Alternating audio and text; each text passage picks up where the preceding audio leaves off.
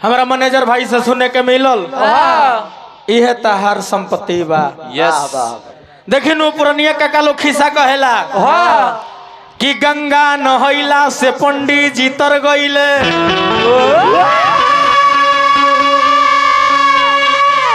लेकिन हई बेंगवा ना तरल जके पानी में घर बा। शंख बजवला से साधु बाबा तर गईले, लेकिन हई गदहा ना तरल जके शंख जई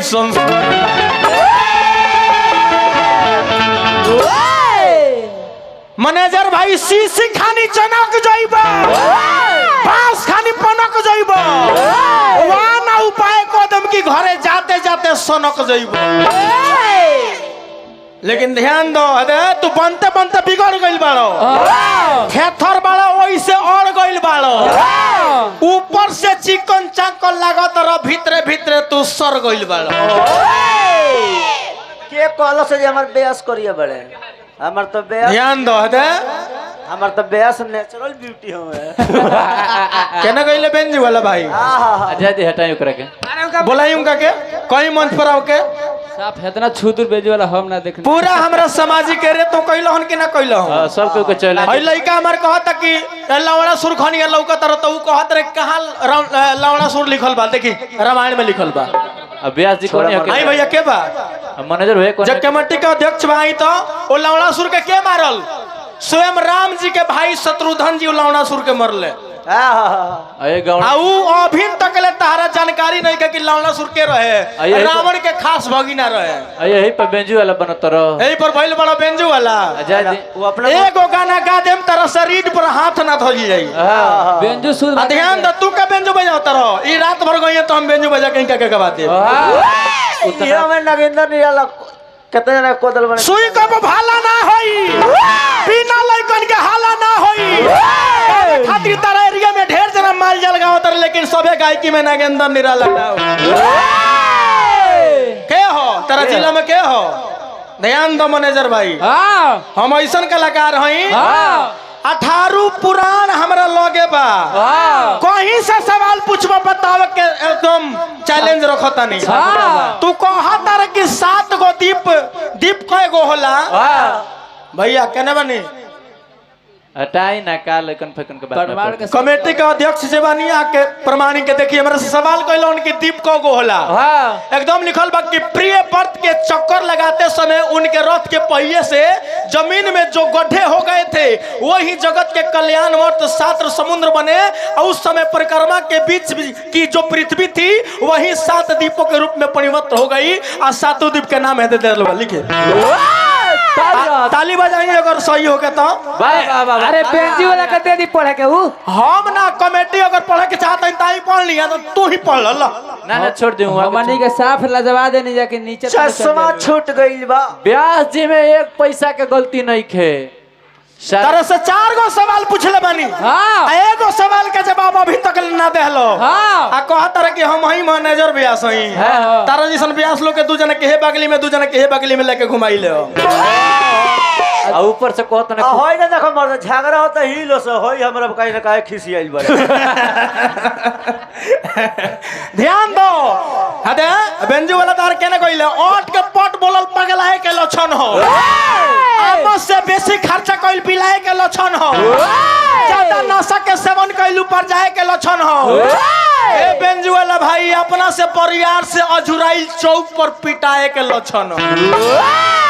बुझ गइला बाबू संदीप, बात के करमात कुछ अजब जहान में बा, बतिये से ऊंच कबो नीच भी कहावेला, बतिये हो कहीं कहीं पान भी खिया दले भैया, आ बतिये हलो बेंजू भाई कहीं कहीं लात भी खियावेला। आ छोड़ी अच्छा ही बताई रहो का हई लइका हमरा से छोट बड़ा सन, हां है कि नहीं कहम कि ये बबुआ, तो जरूर हमरा के भैया कहियो। तो अच्छा है त ना लो भैया सकीना, अब तू कहल कि रे आ तो लगबो कहे त छोड़िए सो, तू कोनो हित ना हो लइका के मुंह है भगवान भी नहीं खन जीतल, तो तू हम जीत के का कही जाई? अच्छा है त ना लोग हमने क्यों कहना कोने हो जा बेंजू वाला कहत रहा तू तिलक चढ़ावे आइल बा, हमने के चढ़ा देने। अच्छा जाए तो ई लोग चढ़ावे आइल बा, तू अपना घर ही रख ली हो।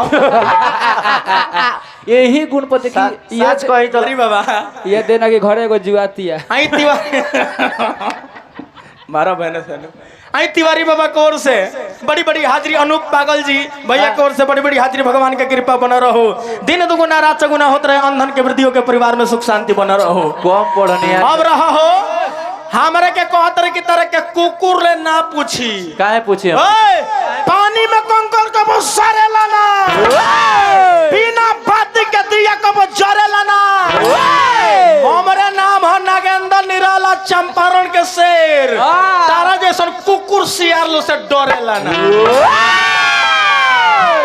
एरिया में भाई तो डरवाई मत रहो कहतर कि झाड़ू के तुलना ना करी छूछी झाड़ू के तुलना ना करी कूची अच्छा ये बताई झाड़ू आ बढ़नी दोसर का दोसर आ झाड़ू आ कूची दोसर हो लेकिन तू झाड़ूओ नहीं खाना कूचिए बड़ तू बड़ा बढ़नी ए भाई पागल हो कि पागल होता क्या कहले बड़ा ए भाई गीत एगो भाई हमर गौला हमन जान रहो एगो गीत गौला हमन अरे प्रेम में हार जाले सबके हरावे वाला तेरा गीत के जवाब देता नहीं अरे ओए भाई झाल बजेबो अरे प्रेम में पागल भइले कौना लाजा पानी पिए अरे प्रेम में पागल भइले अरे प्रेम में बनावे वाला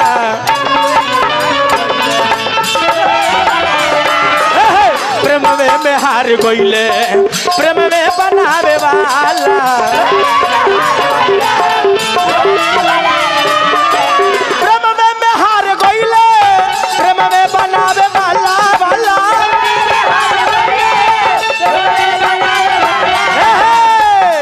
अरे झूठी बहिरिया खइले झूठी बहिरिया खइले प्रेम में निभावे वाला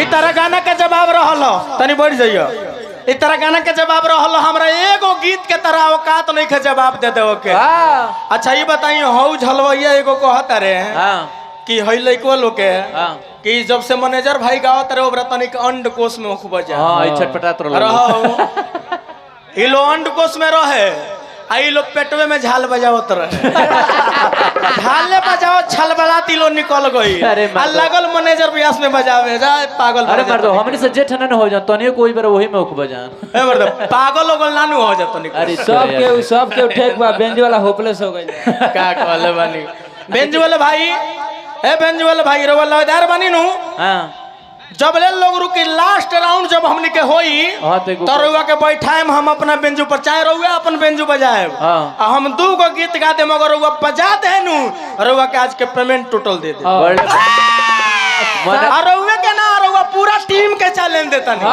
हमरा गाना के बजा देम लो तो जितना हमारे जब पेमेंट बटे जितना तोय बस सब रोन के दे दे साफ बजा के ना टिड़ी ना करे आ वही टिड़ी पर देखो एक्सचेंजर पर मास्टर लिखोइले आना तो अबे ओ तरह के चेक कर ली हो गुरबक विद्यार्थी के वास्ता आना तो तू कह तू का तनी के पूरा जाने के बजा के हम चल जाए देहो देवा समय ना जीत बजे ध्यान दो जा पहले देख हृदय भय के जन को दान तानी भैया हमरा के भाई कहता रे कि का तूने एगो गाय दलदल में धंसा रहे हम सवाल पूछनी है कि अयोध्या में पाती जनक जी काहे ना भेजल तो कहता रे नहीं खजानो एगो गाय दलदल में धंसा रहे नु तो एगो पंडित जी जूता मोजा पहन के ससुराल जात भगवान हमरा जूता में चलबे ना करे वो रूपानी के जूता जूतुआ ई बनवले रहले अब मोजबा बेंजू वाला कदू पंडित जी जूता मोजा पहन के जात रहे नु तो गैया के देहिया पर पैरवा रख के चल गईले तो गैया शराब देलस कि जा अपना मेहरारू के देखबो तो गधा हो जइबो तो गधा बढ़ले बने this is wrong matter yes yes आपका जवाब गलत है डोंट टच मी आपका जवाब गलत है हम प्रमाण देम किताब से हम दत्त कथवा ना कहिले सुना कथा नहीं देखी दत्त कथवा कथा ना ई हलो ही ना हो कोनो किताब में तो किताब दिखाई तो कोनो किताब में हो एगो तरह से अपन गाना लिखल लिखे पड़त हो दस्तावेज खानी बड़का बड़का अक्षर लेके आई जानता नहीं भैया जलवा होके मत बोलो लो एगो गदहा में एगो बाघ में झगड़ा हो गई काहे जानता नहीं काहे गदहवा कहे कि घास के रंग करिया होला, यस ब्लैक। अब बाघवा कहे कि ना घास के रंग हरियर होला। अब गदहवा में बाघवा में झगड़ा हो गई। अभी पंचायती जंगल के राजा शेर के लगे पहुंचल। शेर कहले कि अपन अपन बात तनिक रख जा कि कौन बात के झगड़ा बा। तो गदहा कहले, बाघ कहले कि ए महाराज रउआ जानतन कि घास के रंग हरिहर होला, आई गदहवा कहता कि ना घास के रंग करिया होला। अब शेर पर विचार कइले आ कहले कि जे ना होखे तो एक निर्णय कइल जरूरी बा। शेर निर्णय कइले, राजा रहले जंगल के फैसला कइले कि जौन गदहवा बोलले बा उहे बतिया सही बा। गदहवा के डिग्री हो गई, अब बाघवा के 6 महीना के सजा हो गई। जब बाघवा 6 महीना के सजा काट के आई तो शेर के लगे पहुंचल आ कलश किए महाराज रउआ तो जंगल के राजा ही, आ राजा के काम हम न्याय कइलना रउआ हमरा संगे अन्याय क देनी। बल्कि रउआ जानतन कि घास के रंग हरिहर होला आ तबो रउआ गदहा के डिग्री दे देनी हो। शेर कहले कि ऐसे डिग्री ना देनी हो, ऐसे हम डिग्री देनी है, तू तो एगो बाघ हो। एगो बाघ हो के एगो गधा के मुंह अजुराई रलो। तो ध्यान दो भाई, तू जौन कहता रह गलत बाटे, ध्यान दो। एक खिली हमरे बखरा बनाई है। ये तो सुरती जितना खाता रहे, एक खिली हमरे बखरा बनाई है। कोनो बात नहीं है। यही तरह को पेटी में सब सांप निकली है, चाचा बस भागा। बिनावा कहां धइले बने ए मार। तनी कथा के और हमने के चलक बा, माई बहिनो सब बैठल बा। हम बताओ तानी कि पाती अयोध्या में काहे ना गइल। ओरिजिनल बात, ओरिजिनल बात। ध्यान दी, ओरिजिनल बात प्रमाण बा हमर लगे, किताब बा, जेकरा इच्छा करी देख लेम लोग।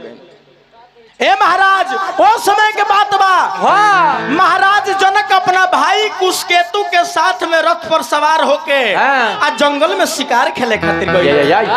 कवि के भाव लगता, अरे रथवा पर होई के अरे शिकारावा ए राजा तो खेलो नो शिकारावा गइल हे राम।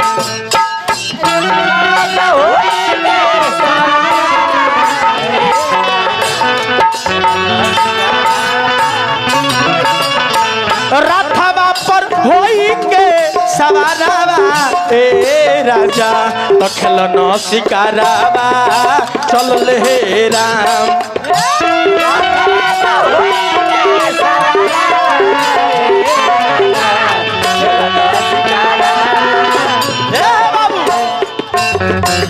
राजा जनक जी जंगल में जाके शिकार खेलता रे, तले महाराज जनक जी के नजर एगो सुअर पर पड़ल। सुअर इतना न भारी रहे, इतना विशाल रहे, राजा जनक के बुझाइल कि हमरा राज्य में रहेला आ दोसर लोग के पाई हमरा जनता के पाई तो ही मार दी। तो काहे ना एकरा के हम ही मार दी, एकर शिकार हम कली। आ महाराज जनक के बाण धनुष लेके रथ पर ओ बबुआ ओ सुअर के खेदे लगले। खेदत खेदत राजा जनक मिथिला के सीमा लांग के अयोध्या के सीमा में प्रवेश कर गईले। लेकिन उनका बुझाइल ना कि हम अयोध्या के सीमा में आ गइल बानी। आ जैसे अयोध्या के सीमा में पैर रखले राजा जनक आ बाण छोड़ ले, आ तैसे वो बाणवा जाके सुअर के ना लागल बल्कि जाके एगो गाय के पेट में लाग गई। गैया के पेट में जब बाण लागल, गैया वही जा गिर के मर गईली। आ तले राजा के सिपाही लोग वही जा बॉर्डर पर पहरा करते रहे। जब देखल कि राजा कोनो देश के आके कोनो राज्य के आके दोसर राजा हमारा राज्य में एगो गाय के मरले बाने, ओ राजा के पकड़ लो सेना लोग आ कहल लो कि राजा तू कहाँ का राजा हुआ? तू दूसरा देश में दूसरा राज्य में आके अयोध्या राज्य में आके एगो गाय के हत्या कर देहलो। तारा नहीं क्या बुझा कि अयोध्या राज्य में ब्राह्मण के, गाय के और नारी के रक्षा कइल जाला। ए महाराज ये सेना लोग पूछत तो तनी बढ़ जाता बबुआ। अरे कवना जे राजो के सिपाही लोग पूछता कि कवना जे राजो के आ अरे हौ तू राजा नामा हो अरे काथी परे लातार नाम जी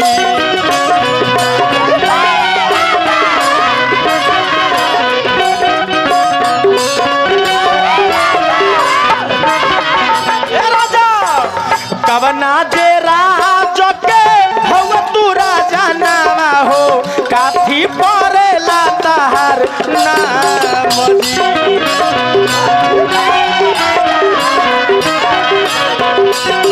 सिपाही लो प्रश्न करता राजा जनक जवाब देता रहे कि हे सिपाही लो मिथिला नगरिया के हई हम राजा नामा हो मिथिला नगरिया के हई हम राजा नामा हो जनक परेला हमार नाम जी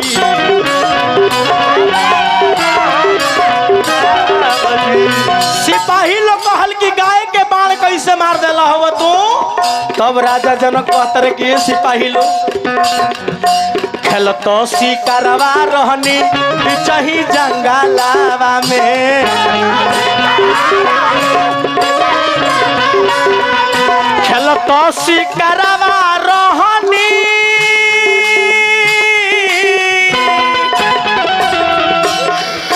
बिचही जंगलावा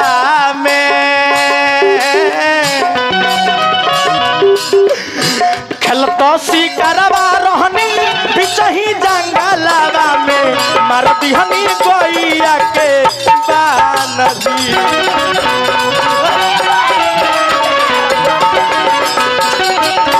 मार दिहनी गोइया के बान जी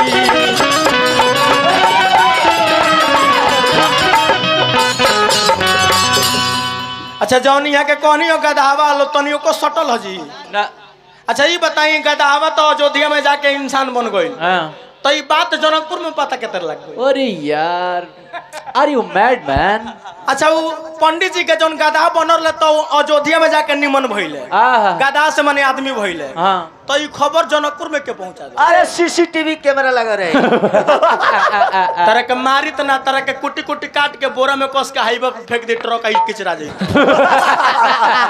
तो मर जाइतो का कहले बा ऐसन ऐसन पागल ब्यास लोग से भेंट हो जाला कबो कबो का कहले बानी तुम अपना जमाना का स्टार हो आज का हो गइल बता रे स्टार कह दी बेंजू वाला ढेर गौले बना चाय पी ले उठ जा बाबू ध्यान दो तरह के जे स्टार बन थई नु हमरा के स्टार गिरा के आवे लल्लू अरे होला के अजीज सब के एक दिन पुरानी होला बेंजू के भैया लाइट नहीं खाओ तनी देख ली तो ऑपरेटर साहब कोई बेंजी वाला छोड़ा दला होके तनी बेंजू के तार देख ली बेंजू में लाइन नहीं खाओ मेहनती ले यही लोग कहल कि ए राजा तू ही जा रहा तरह के दंड उचित बनता दहल हमनी के राजा के लगे खबर लेके जाता इन महाराज दशरथ लगे दशरथ जी जौन दंड दी है तेरा माने के पड़ी यस सिपाही लोग गइल बा राजा से कहल सवेर के बेरा रहे भैया दशरथ जी अपना गुरु वशिष्ठ बाबा के संगे पूजा करे जात रहन अरे भाई नचनिया कहती तो इसे आग के सिपाही लोग कहता कि महाराज की महाराज की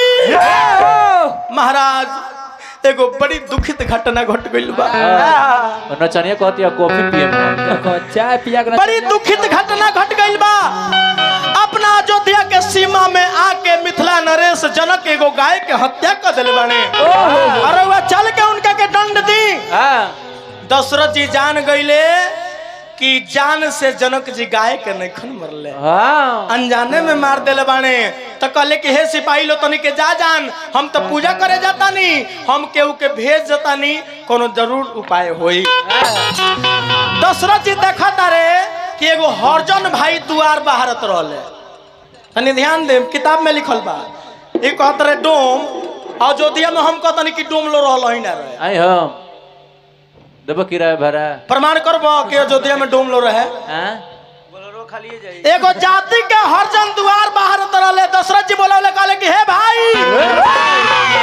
तनी हने आवा एगो बड़ी संकट पड़ल बाटे सीमा पर एगो गाय मूर्छित बाड़ी मरल बाड़ी तू एगो काम करो हमार बात मानो आए भाई तू जाके सरयुग नदी में से पानी भर के आ ले जाके जौन मुंगल बिया गैया ओकरा देहिया पर छिट देबो तो गैया जीवित हो जाए हरजन भाई जाके सरयुग नदी में स्नान कैले आ पानी लेके आ गईले सीमा पर आ जैसे गैया के देह पर छिटले गैया उठ के खड़ा हो ई बात जनक जी अपना आँखी से देखले कि जात के हरजन आग के गाय के जिंदा कर देलस। आ जब पतिया लिखत रहले भेजावे खातिर ओ बड़ा याद पड़ल कि जहाँ हम अयोध्या में पाती भेजनी कहीं दशरथ जी ना आके कोनो चमारे के चाहे डोमे के भेज दी हैं तो हमार बेटी अपमान हो जाए। देखिए तो प्रमाण में लिखल बा जनक जी वही के चलते पाती ना भेजले आने राम लक्ष्मण के स्वागत होता। हमार कथा कहाँ गई रहो।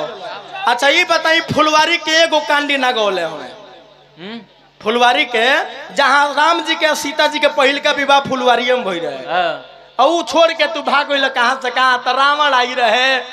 हाँ ब्याह जी में एक पैसा के गलती नहीं खे सारा काम हो बेंजू वाला भकोचना बिगड़ ले बा।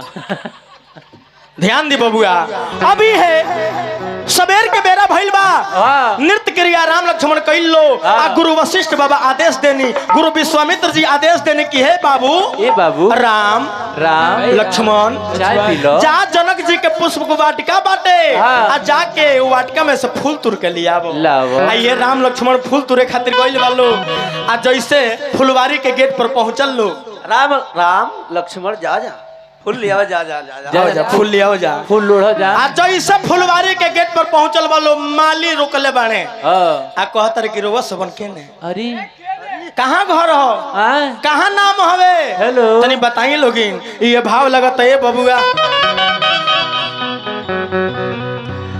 अरे फूल लो रे ओइले फूल लबरिया माली राम लक्ष्मण हो रहा करते लोग हमने के भीतर ही जाए दी। अरे फूल लो रे ओइनी फूल लवरिया ए माली अरे जाए दो भीतरिया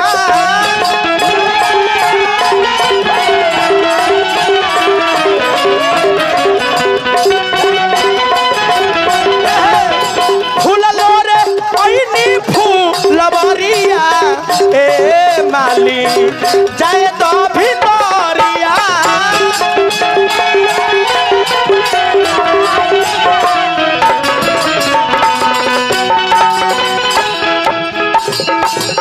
माली पूछले कि रवा समन के नाम का हो रवा समन के घर कहाँ हो राम लक्ष्मण जवाब देता नहीं का बबुआ हो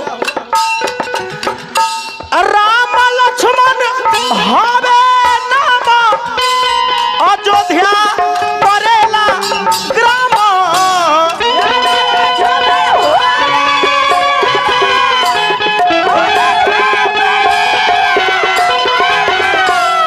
आइल बानी जनक नगरिया ए माली जाए तो भीतरिया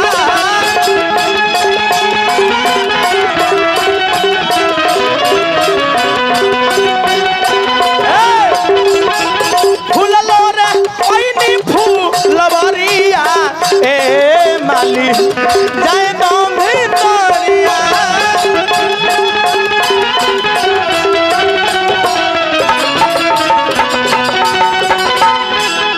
अरे है राम लक्ष्मण लो फूल तुरंत आनी लो आई है भाव लगेला कि जनक के बाग में बबुआ मधुप मधुपान करता जनक के अरे बाग में बबुआ मधुप मधुपान कर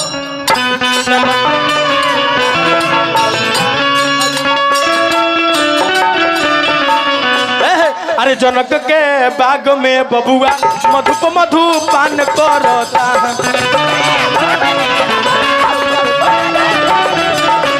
बबुआ कबो चंपा के चूसत बा कबो जूही में घुसत बा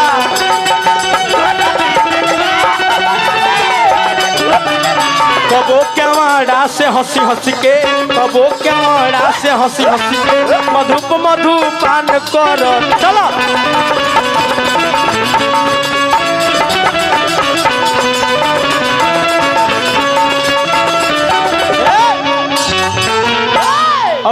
ज्यादा ना लेब, हमनी के कहानी आगे बढ़ाओ के बा।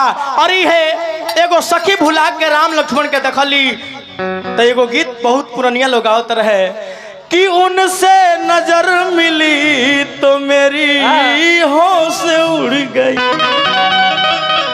अच्छा चाचा देखी नु एगो लोग होला सुन के गावे वाला आ एगो सीख के गावे वाला।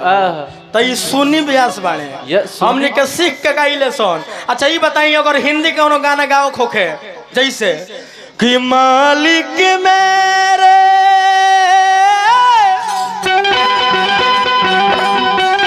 होठों पे सबके बस एक तेरा ही नाम, बस एक तेरा ही नाम, सबका मालिक बस एक तू है, सब है तेरे गुलाम, सब है तेरे गुलाम, सब है तेरे गुलाम, मालिक मेरे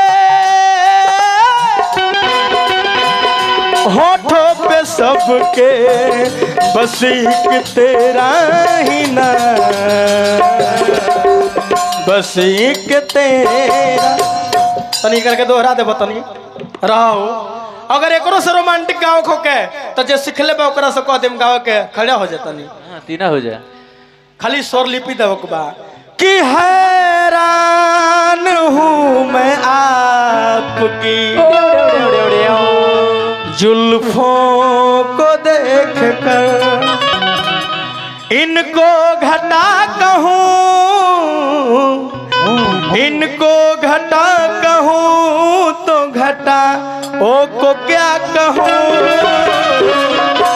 तारीफ करना हुस्न की मर्दों की है अदा।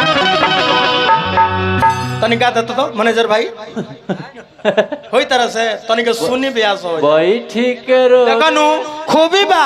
हमने के अभी नया बानी सोन हई नचनिया खड़ा होता री तो बुझाता हीरोइन खिसियाइल बा, हीरो मनावता ना जी, हीरोइन खिसियाइल भी है, हीरो मनावता कि तेरी बेवफाई का शिकवा करूं तो ये मेरी मोहब्बत की तौहीन हो। बड़ी हंसमुखी खिसियाइलो पे हंसे ले अवे हाउ नचनिया मैनेजर भाई के आगे खड़ा होती है जानता नहीं कौन भाव लगता कि बाबुल की दुआएं लेती जा तुझको सुखी संसार। जाए मैनेजर भैया देखिए चाचा के उम्र के बड़ा आज ले भैया कहवा उतना ले लो पैसा ले लो। आई चाचा जी की ओर से बड़ी बड़ी हाजिरी तो देखा भैया हमने के सीख के गाइले सब और बेंजी वाला खिसियाता रे भैया खाली तरह से पूछ दी कि अरे स्वर मंडल का कहला। हाँ तो गान घुमा ले तेरा बस के बात नहीं है। अब आई एगो सखी राम लक्ष्मण के देखले बड़ी आ जाके खबर सीता जी से कहले बड़ी आ सीता जी आइल बानी आ नयन में नयन जब मिलल बा अरे बाप रे बाप पलक गिरत नहीं के भैया ना बेंजू वाला भैया ए बाजाला भैया फिर तार छोड़ ले बा एक खिली हमरो बखरा बन है तनी एकरा के बना दी बेंजी वाला पड़ ओमे कुछ खोज दी अच्छा कोई बेंजू वाला पकड़ ले रहो जा जाओ बेंजी वाला धला हो गई भाई। अब ए महाराज नयन में नयन सीता जी के मिलल बा आप पलक गिरे ना। अच्छा ये बताई रउत 5 सेकंड ताकम केहू के और तरह उठ पलक गिर जाए बड़े बछुल छुलोर गिरे लगे तनी तकबू हो है ना। अरे अरे देखो लेकिन राम जी के सीता जी के नयन जब मिलल तब पलक ना गिरे काहे बताइए बताएंगे पलक पर के रहेला के रहेला सीता जी के बाबा निमि राजा रहेले। यश निमि राजा जब मरले माई के पुजारी रहले माई प्रकट भइले कहली कि मरे से पहले हमरा से कुछ मांग लो। निमि राजा कहले कि हे माई हमरा के ऐसन वरदान दो कि हम सबके ओर देखत रही ताकत रही। माई कहली कि जा तारे के स्थान सबके पलक पर हम देतनी तू सबके पलक पर रहियो आ तोहरे रहला से पलक गिरी या उठी। झपक की तब कहले कि हे माई हम सबके पलक पर रहब, लेकिन तारा से प्रेम बात तो तू अपनो खातिर हमरा के कुछ वरदान दो। तब माई दुर्गा कहली कि हे बेटा निमी, जा तरह के वरदान में इहो देतानी कि जब मुँहब तो अगला जन्म में नीम होकब और वही नीम पर हमार झूला लागी, हमारा आसन लागी। क्या बात है, चश्मा लगाइए ना सर। ध्यान दो, इसमें के उसमें, माघ में के पूस में। दिस इज रॉन्ग मैटर। अभी रउआ ब्यास नहीं की भइल, अभी रउआ लोग के चूना लगाओ तनी। अच्छा देखी बुढ़ैला के बादो केस कलुआ खानी रखले बड़े अरे ना तोपू तोपू ना कहू जो कलुआ को नहीं जानता हमरा के ओइसन केस जानता नहीं, झबरैया पीला रखेला सन। पोछियो से में रहे लोग। कौन बात नहीं है, भैया हमारा ही बड़का भैया हैं, अब पुरान यहाँ के गवैया हैं, ऐसा बात थोड़े बा। यहाँ का पुरान धुरान बन रहा हो यहाँ के एगो हम डायलेक्ट बोलनी है, उठाइए ना। तो देखी बुजुर्ग बने, बुजुर्ग बने तई कहते रहे कि हाँ उठाइए ना, सटाइए ना, उठाइए ना, सटाइए ना, टप दे धले हैं। अरे महाराज देखिए वो सब ना बोले कि हमने के हंसी वाला कॉमेडी कहनी है, संतरवा कहता नहीं सटाइए ना, आ सटाइए दे तो का हो जाए, ओखिया निकल जाए। रहा हो ओई जा पहिल का विवाह भइल आ सीता जी गिरजा जी के पूजन करके माई से मंगली कि जकरा से नैन मिलर लउए हमर दुल्हा बन जाए, जकरा के मनले बने ओकरा से। अब एने भैया सवेर भइल बा, आ जब सवेर भइल योग मंडप रचाइल बा, स्वयंवर रचाइल बा, ओ में जनक जी सतानंद बाबा के भेजे तन कि जाके विश्वामित्र जी दोनों बबुओ लोग बुला के लेके आई है। सतानंद बाबा पहुंचल बानी, आ कवि के भाव लगत है बबुआ, जाके सतानंद बाबा विश्वामित्र जी से कहतानी, अरे रौरा के, अरे रौरा के, अरे रौरा के, अरे चली राजा जी बोलौले बानी रौरा के, चली राजा जी बोलौले बानी रौरा के।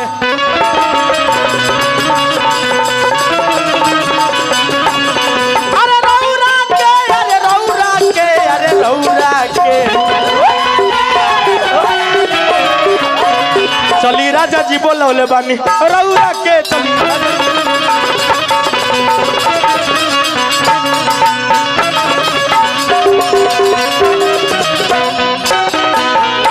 देश विदेश के राजा लोग जुटल बा, विश्वामित्र जी का स्थान मिलल, राम लक्ष्मण के भी बैठे के स्थान मिलल, चारों ओर से देश विदेश के राजा लोग पहुंचल बा।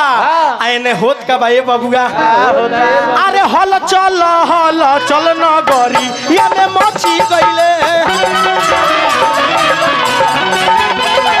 हल चल न गरी या में मचल बारे, राजा जनक के दरबार जी, राजा जनक के दरबार जी, जे वीर तुरी हन शिव के धनुहिया हो, जे वीर तुरी हन शिव के धनुहिया हो,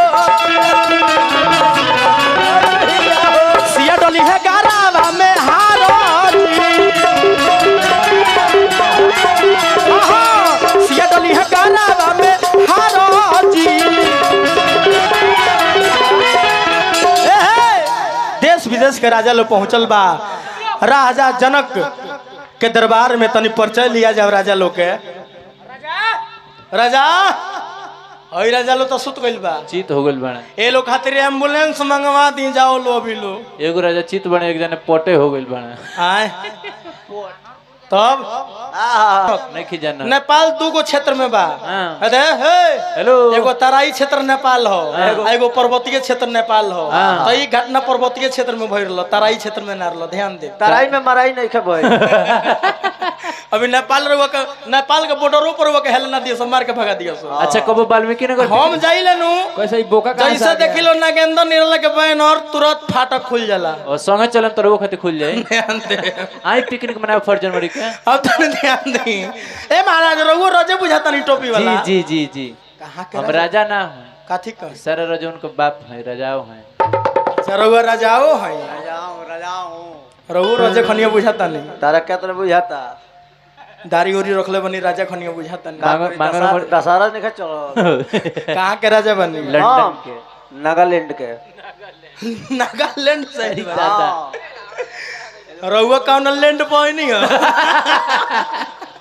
मने लैंड मने बुझिले नु हॉलैंड हवाई जहाज लैंड करेला। ऊपर राजा छता का लैंड पहिला तू राजा बुझाता रू। हाँ हाँ यो राजा हई। कहाँ के हई? मौगपुर के मौग राजा। अच्छा अच्छा। और छोट छोट राजा लो दूजन आइल बोलो कहाँ के राजा हई रहुआ? ई राजा के नाते है बस। अच्छा अब देखी राजा जनक जी के दूत खड़ा भइले और पाती पढ़ के समझावे लगा के देश विदेश के राजा सबका के पूछने हूं का ना पूछने राजा के लौड़ी हुई पछी बैठल बाड़े। कोनो बात नहीं के बैठल रहो। बैठल ए राजा लो तनी बात हमार ध्यान से सुनल जाओ। हां राजा जनक जी के एगो बेटी बाड़ी सीता। हां राजा जनक जी के प्रण बा कि जे है शिव के धनुष के तोड़ दी ओकरा से जनक जी सीता के विवाह तो धनुषा उठावे खातिर चलले दौड़ हो सहूर सहूर सहूर तो जोड़ लगावले भरपूर हो।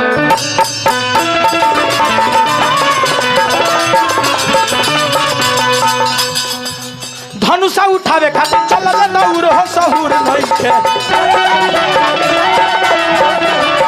सहूर सहूर सहूर नहीं खतनी वाला को ही बैठना तो तेरी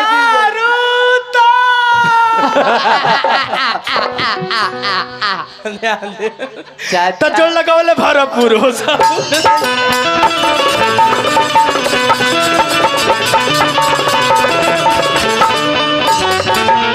धूप साहस 10 एक ही 12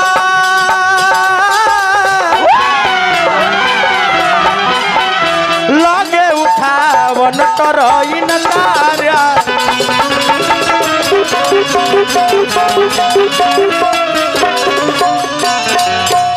देखी कितना लबरा ब्यास बने पहले चाचा कहता रे कि 10,000 दूना 20,000 हाथ भइल तो कितना बड़का धनुषुआ रहे कि 20,000 हाथ ऊपर खप गइल तरा ई नहीं के बुझा। भूप सहस्त्र 10 एक कहीं 12 बार मने बुझे का होला दिन दिवस पुस्तक में प्रमाण बा मने ओके नियम रहे कि एक दिन में 10,000 राजा लोग उठाई चचा हो एक एक करके बोला यार बाइक पर 10,000 राजा जब उठा भइले लेकिन ना उठल तब जनक जी खिसियाइल बने क्या देश विदेश के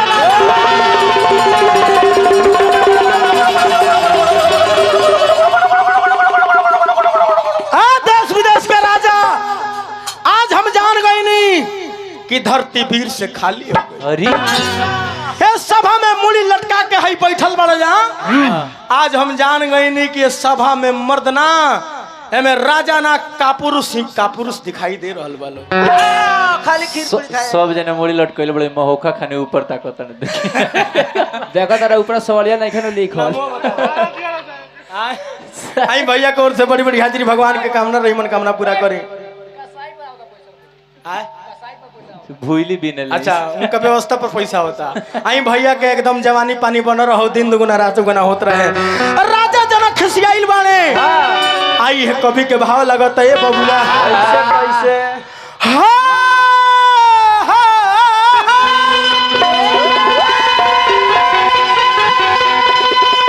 अरे जैसे मोड़ी बिना नागी अरे मड़ीहीन हो गईले आज जान गईनी आज धरती विरहीन हो गईले जान गईनी आज धरती विरहीन हो गईले। देश विदेश के राजा उठो उठा जल्दी सुना देश विदेश के राजा तू लोग अपना घरे जा सुना देश विदेश के राजा तू लोग अपना घरे जा जैसे मारी बिना नागी मड़ीहीन हो गईले जान गईनी आज विरहीन हो गईले।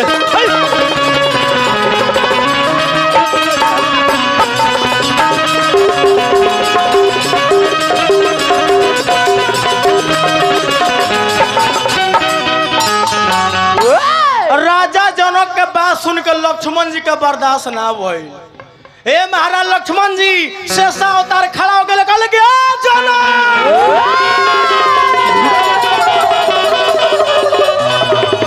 ई बात बोले से पहले रहुआ ई देख लेवे चाहिए कि यही सभा में दुगो छत्री के बेटा बैठल बा। ओए राजा जहाँ छत्री के बेटा बैठल होके वहाँ ई बात ना बोले चाहिए। ये भाव लगत है बबुआ सुन के जनक के बोली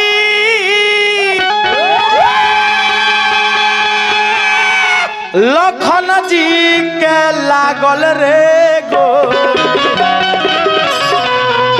किया हो भैया हो आहो भैया हो अरे अगे तो धनु ही आती हती तोड़ लुएरा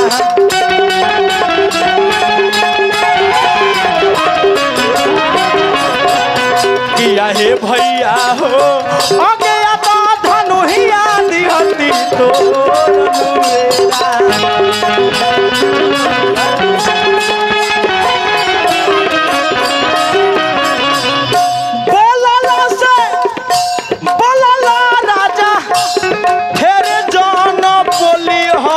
बतिया सुनो राजा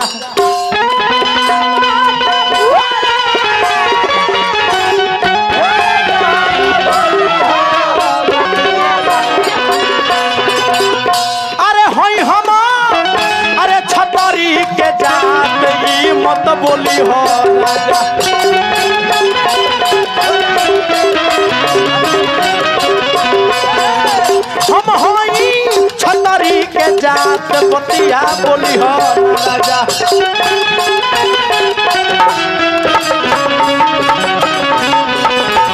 लक्ष्मण जी कहने के है राजा जनक आई धनुष का चीज हो हमारा भैया के आशीर्वाद आदेश मिल जाओ तो आई पूरा ब्रह्मांड के उठा के गेंदा के भांति फोड़ दे। आई धनुष का चीज हो भैया राम के आदेश मिल जाई तो ई धनुष उठा के 400 कोस दौड़ जाए।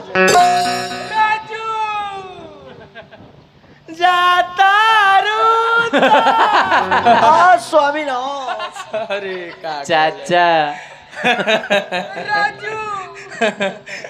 लेकिन जाए दी ठीक बानी लोग हम कुछ कहब ना हेवी हे महाराज आई है ये बतिया जैसा लक्ष्मण जी बोलनी राम कनिक लक्ष्मण ओए बड़ के सभा में छोट के ना बोले ना ना ये आओ बैठो ये बनचर के चाल हो। अब देखी सभा शांत बाटे आ तल विश्वामित्र जी विश्वामित्र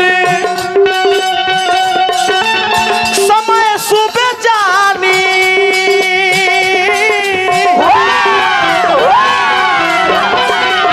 बोले अति स्नेह मय बानी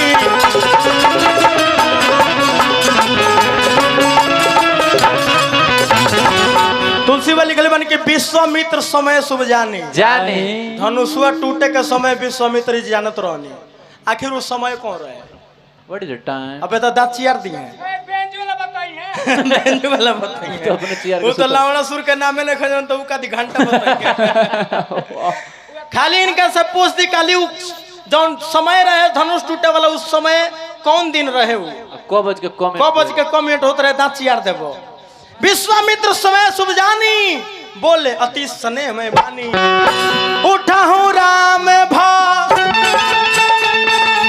जाहू भव चापा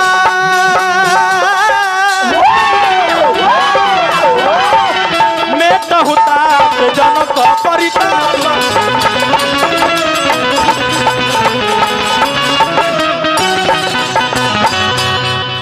राम जी का आदेश दिले बनी विश्वामित्र जी के राम जौन जनक जी के समस्या बा जा धनुष तुर के समस्या के समाधान करो। राम जी उठो राम खड़ा भईनी और गुरु विश्वामित्र जी के प्रणाम कईनी जैसे आगे बढ़नी अपना गुरुदेव महाराज वशिष्ठ बाबा के ध्यान कईनी माता पिता के ध्यान करते हुए भगवान के इष्ट देवता शिव शंकर जी के गोरवनी आने सीता जी जब देखली कि जकरा से नयन मिल उहे जात्रे धनुषवा का और तो माई सीता ध्यान सूरज भगवान के धैले बनी खड़ा हो जा उठ जा सीता ई भइल नारी के लक्षण तनी गु खा देखी तो तनी गु काढ़ लो काढ़ो देखिए तो कितना सुंदर सीता के खनिया लौकतारी बाप रे बाप हई हई बुझातर के ताड़का हई माने बड़ी गोर ताड़ू का बिया बाप रे मजा आवेल हमरा अरे अब बुझाता वीर मकराक छौ मकर भोज घर पे मकर भोज ए भाई तनी लोग ठीक पड़ जा हमनी से तनी के बढ़िया पड़ जा यस हई सब लोग ठीक बा एगो बेंजी वाला होपलेस हो गइल बा हां तनियो को बोल जाई के जितावल लोगी सब केहू के बोले हमरा पटीदार के मत बोले हम संगई मोड़ी छिरवइले बने के झर गइल बा हमार अब देखी सीता जी सूर्य भगवान के ध्यान कइले बाड़ी आ कवि के भाव लगता है बबुआ अरे उगले सु रुजाए बाबा हो पैया पड़ी तो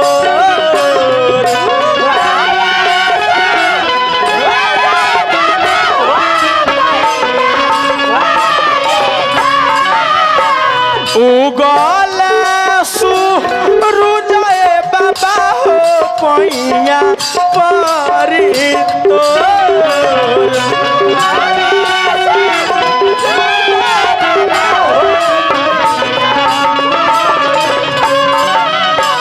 रउए उगल के बाबा होला सगरो यजो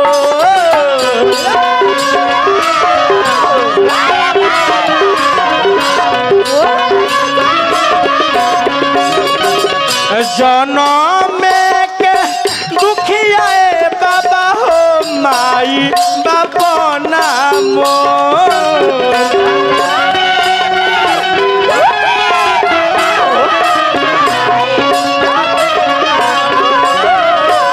धरती से जनमिए बाबा हरावा के को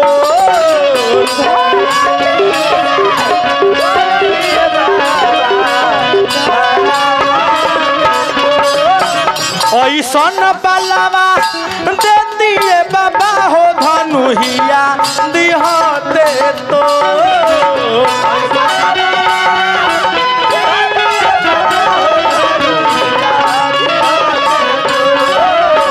राम जी के संघवे बाबा नाता दिहती जोड़